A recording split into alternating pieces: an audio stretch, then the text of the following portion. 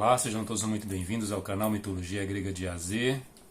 Meu nome é Sérgio Paulo de Melo Feitosa, sou mestre em Ciências da Religião e psicólogo clínico e é um prazer poder estar aqui mais uma vez trazendo algum conteúdo relacionado à mitologia grega. Mas só que, como eu já falei na outra postagem, nós estamos fazendo, nesse período agora do Natal, uma série de especiais sobre o Natal, o nascimento de Jesus, obviamente, e trazendo aqui alguns conteúdos sobre os evangelhos apócrifos, né? Só que aí eu preferi para deixar nesse segundo momento, nesse segundo conteúdo, uma informação sobre, afinal de contas, o que é apócrifo, né? O que quer dizer essa palavra apócrifa. E eu tinha mostrado, inclusive, até a própria obra do Moraldi, né? Que eu até também já apresentei. E o Moraldi, ele fala aqui, ele dá uma apresentação do que seja a questão do apócrifo de maneira muito boa, muito interessante e importante. Vou fazer uma pequena leitura aqui, tá?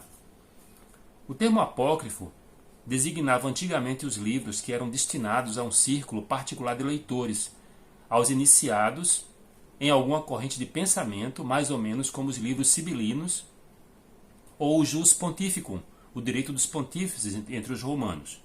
Posteriormente, os cristãos o usaram para designar escritos suspeitos de heresia e não de acordo com o ensinamento oficial, e por isso, em geral, pouco recomendáveis. Melhor, que deviam ser excluídos, não só da leitura litúrgica, mas também da mão dos fiéis. Como se chegou a esse significado? Em que sentido nós o tomamos? Quais são os primeiros testemunhos dessa literatura apócrifa que chegaram até nós? Quais suas características, sua importância e como surgiram e se desenvolveram as coleções de apócrifos e os estudos dedicados a eles são temas que constituem objetos necessários dessas primeiras páginas. Quando os escritores eclesiásticos usavam esse termo, davam-lhe um sentido pejorativo, porque rejeitavam qualquer doutrina gnóstica esotérica. Assim, para Irineu, que é um dos pais da igreja, né? Apócrifo era um sinônimo de falsificado, e para Tertuliano, sinônimo de falso. E para finalmente a gente fechar aqui com essas primeiras linhas, então finalmente o Moraldi diz assim: na história da igreja, o termo apócrifo recebeu muito cedo um significado bastante preciso, designando todos os escritos que de modo e confessões literárias diversos, mas sempre imitando a literatura bíblica, reivindicavam para si uma autoridade sagrada, às vezes superior à dos próprios escritos canônicos. Não é fácil dar uma definição deles. E, finalmente, parece não haver dúvida de que ao menos os apócrifos mais antigos pretendiam impor-se como norma de fé e vida, isto é, substituir e completar autenticamente a literatura aceita oficialmente pela Igreja ou introduzir nelas ideias de alguma das várias correntes de pensamento comuns. Temos assim os evangelhos, os atos, as epístolas e os apocalipses apócrifos.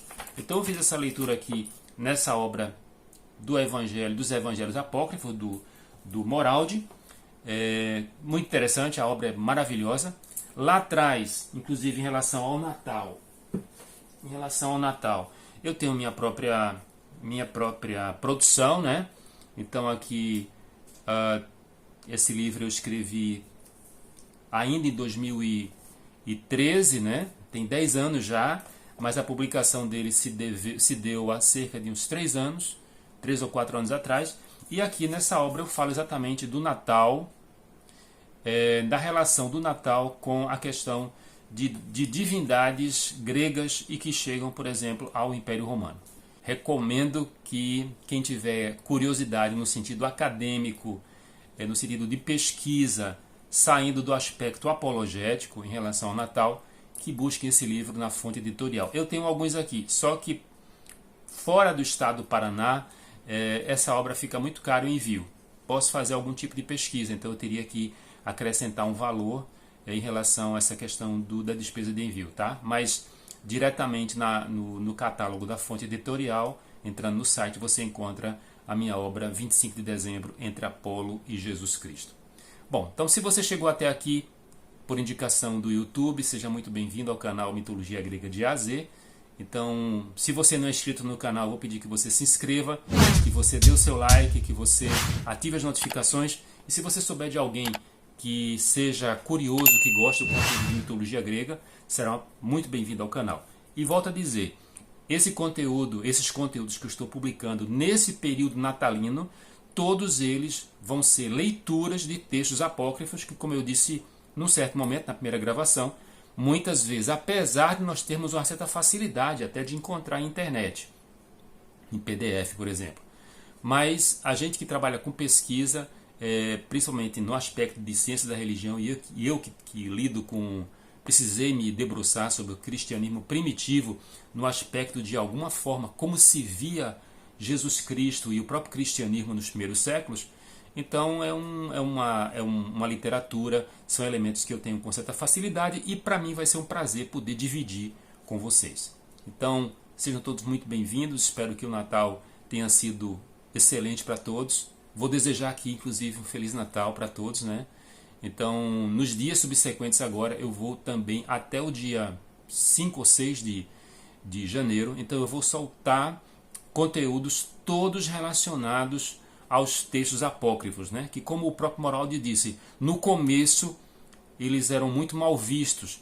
Muitas correntes protestantes hoje em dia ainda vêm com muita resistência e muita restrição, no sentido doutrinário, obviamente, né? Porque os textos se distanciam bastante com que o próprio catolicismo romano ou o próprio protestantismo eles defendem. Só que a importância dos textos apócrifos no aspecto histórico, no aspecto literário e inclusive no aspecto teológico para se estudar é inegável e é muito importante que a gente conheça eles. E eles têm também muita coisa a falar sobre Jesus Cristo. Um forte abraço a todos e até nosso próximo conteúdo e sejam muito bem-vindos novamente ao canal Mitologia Grega de A a Z. Até mais. Papiro Bodmer, o nascimento de Jesus. Houve uma ordem de Augusto Imperador a fim de que se inscrevessem todos que estavam em Belém da Judéia. Disse José: inscreverei meus filhos, mas com essa menina que coisa devo fazer? Como a inscreverei? Como minha mulher? Envergonho-me. Como minha filha? Os filhos de Israel sabem que ela não é minha filha. Este dia do Senhor fará como quiser. E selou o asno e a fez sentar-se, seu filho puxava e Samuel seguia. E aproximando-se do terceiro miliar, José virou-se e viu, triste, e disse: talvez aquele que está em ti te perturba. E José virou-se novamente e a viu triste, e lhe disse: Mariame, que tens? Vejo que o teu rosto está um pouco sorridente, um pouco triste. Ela lhe respondeu: José, porque vejo dois povos nos meus olhos, um que chora e se lamenta, e outro cheio de alegria e festivo. E chegaram à metade da estrada, e Mariame lhe disse: José, desce-me do asno, porque aquele que está em mim me impele para aparecer. Ele a desceu, ali lhe disse: aonde te levarei e porei abrigo ao teu pudor? O lugar é deserto. E ali encontrou uma gruta, e levou-a para ela, e deixou com ela seus filhos, e saiu para procurar uma parteira hebreia na região de Belém, e a encontrou descendo da montanha. E José disse à parteira: Maria é minha noiva, mas tem uma concepção do Espírito Santo. Ela foi criada no templo do Senhor. E ela partiu com ele, e pararam no lugar da gruta. E uma nuvem escura cobria a gruta. E a parteira disse: minha alma hoje é exaltada, porque viram meus olhos coisas maravilhosas. Hoje, porque realizou-se a salvação de Israel. E no mesmo momento, a nuvem começou a retirar-se da gruta, e apareceu uma luz grande na gruta, tanto que os olhos não podiam suportá-la. E pouco depois aquela luz começou a retirar-se, até que apareceu um menino. Ele veio, tomou o seio de sua mãe Maria. E a parteira deu um grito e disse: quão grande é para mim o dia de hoje, porque vi esse inaudito espetáculo. E a parteira saiu da gruta e encontrou Salomé. E lhe disse: Salomé, Salomé, um inaudito espetáculo tenho que explicar-te. Uma virgem deu luz, coisa que prescinde da natureza dela. Salomé lhe respondeu: viva o Senhor Deus meu, se eu não puser meu dedo e não a examinar, a natureza dela, não acreditarei que a virgem deu luz. E entrou e a arrumou, e a Salomé examinou a natureza dela e deu um grito. Salomé, porque tinha tentado o Deus vivo, e eis que a minha mão, por causa do fogo, se separa de mim. E orou ao Senhor, e foi curada. A parteira naquela hora. E eis que um anjo do Senhor pôs-se ao lado de Salomé, dizendo: Foi ouvida a tua súplica diante do Senhor Deus. Aproxima-te e toca o menino, e ele será tua salvação. Salomé fez assim e foi curada depois que o adorou. E saiu da gruta. E eis que um anjo do Senhor dizia com voz: Salomé, Salomé, não anuncie as coisas maravilhosas que vistes, enquanto o menino não for a Jerusalém. E eis que José se preparou para ir à Judéia, e houve uma grande confusão em Belém da Judéia, porque tinham chegado magos perguntando: Onde está o rei dos judeus? Vimos sua estrela no oriente e viemos venerá-lo. Informado, Herodes perturbou-se e mandou subalternos para que o chamasse, a fim de que informasse a respeito da estrela. E eis que tinham visto estrelas no oriente, e elas o tinham guiado até chegarem à gruta. E ela, a estrela, se pôs em cima da cabeça do menino. Os magos, vendo-o com sua mãe Maria, tiraram dons de suas sacolas, ouro, incenso e mirra. E avisados pelo anjo para não entrarem na Judéia por outra estrada, voltaram para sua região. Então Herodes, vendo que tinha sido enganado pelos magos, encolerizou-se e mandou seus sicários, dizendo que massacrassem todos os meninos de 2 anos para baixo.